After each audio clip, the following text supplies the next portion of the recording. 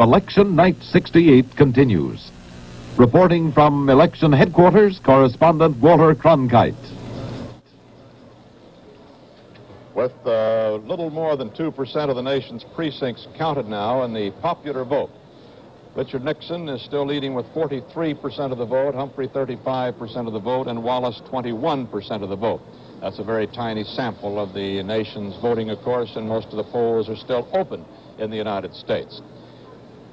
Here at CBS News, we estimate now on the basis of our sample precincts in the state of Kentucky that state will be won by Richard Nixon, and now we can estimate that in Alabama, as expected, George Wallace will win that state. He will get no less than 62% and perhaps as high as 70% of the vote in his native state, as expected.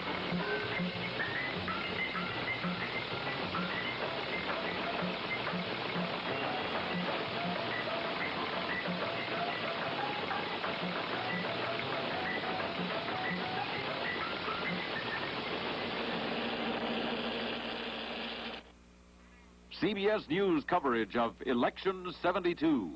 Tonight, the latest returns.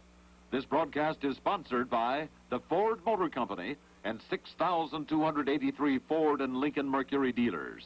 The goal, no unhappy owners.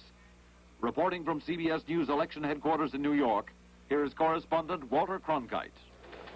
Good evening from CBS News election headquarters. Some or all of the polls have closed now in a dozen states, and the early returns put President Nixon, as expected, out in front and by a sizable margin. These early returns, far too few to be significant, however, nevertheless conform to all of the indicators and all of the polls. Let's take a look at that popular vote with about 1% of the precincts counted. President Nixon has 570,000 votes, and George McGovern 283,000. That's a 2-to-1 margin for President Nixon. And CBS News is able to say on the basis of our sample precincts that the president definitely has won Kentucky and Indiana. Kentucky by a 65-to-35 margin. Indiana by an even larger one, 67-to-32.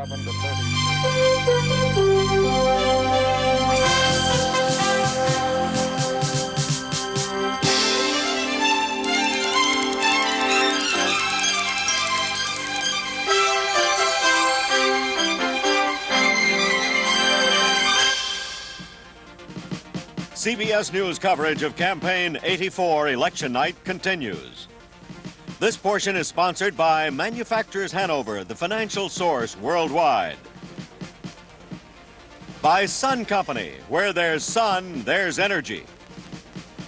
And by MasterCard, MasterCard International, so worldly, so welcome. And now from CBS News election headquarters in New York, here again is Dan Rather. CBS News estimates that Ronald Reagan has been re-elected president. The question remains, how big a mandate is he likely to get? Welcome back to our election coverage. The polls have just closed in 16 states, with a total of 195 electoral votes in these states alone. On the basis of the results in those states and on interviews with voters as they left the polling places, CBS News now estimates that Ronald Reagan has been re-elected president of our United States.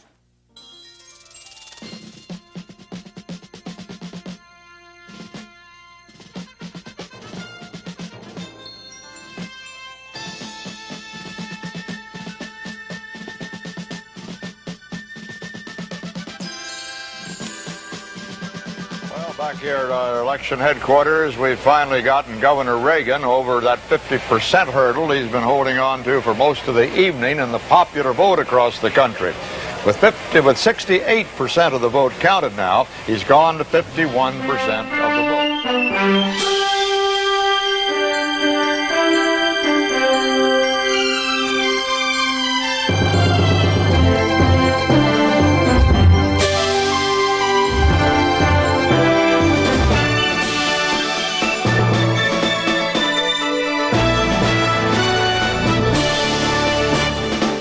This is CBS News continuing coverage of Campaign 88, Election Night. From CBS News headquarters in New York, here is Dan Rather. Good evening and thanks for being with us. Headline, George Bush is sweeping through the South like a tornado through a trailer park. He is out of the starting gate very fast where he was expected to be in Deep Dixie.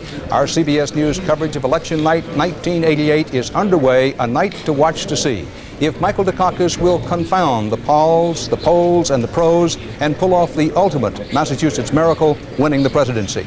Or does George Bush win by landslide proportions, a blowout so big that he does what's now considered remote but possible, put the United States Senate back in Republican hands. So with that in mind, let's look them over. Keep in mind the polls have just closed in some more states here in the East, but as we came up to the 7 o'clock time, this is the way our CBS News estimate map looked.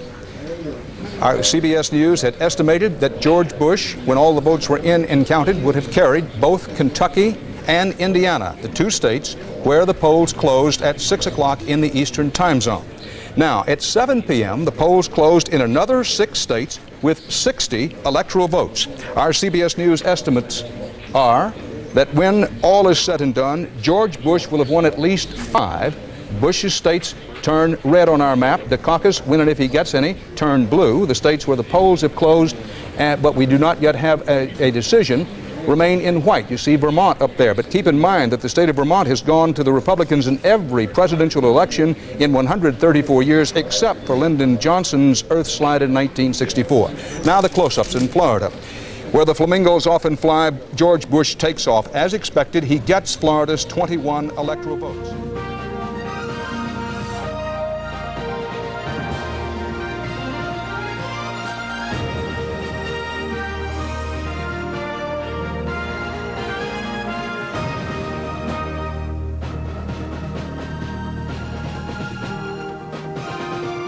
Drama intensifies. Bill Clinton picks up another state. In the words of the West Virginia license plates, West Virginia proves wild and wonderful for Bill Clinton. He picks up 5 electoral votes there. West Virginia has an unemployment rate of 11.3%, so no surprise, but it adds to Bill Clinton's electoral vote total. Now, in Georgia, perhaps the biggest Clinton win of the night because he cracks into what had been the Reagan-Bush strength in the solid South of Deep Dixie. Clinton, we estimate when all the votes are in and counted, will have Georgia's 13 electoral votes. In Vermont, a state that often goes Republican, this time it does not. 3 electoral votes fall for Bill Clinton in Vermont. Also in New Hampshire, 4 electoral votes in the Granite State. They go to Bill Clinton. Perhaps not since Lyndon Johnson's avalanche win over Barry Goldwater have we seen the early indications of the upper Northeast going for the Democrats. However, we only have decisions so far in New Hampshire and Vermont. Now, in Indiana, good news, the only clearly good news of the night for George Bush and Dan Quayle so far. Quayle's home state, Indiana, after some delay, was called for Bush-Quayle.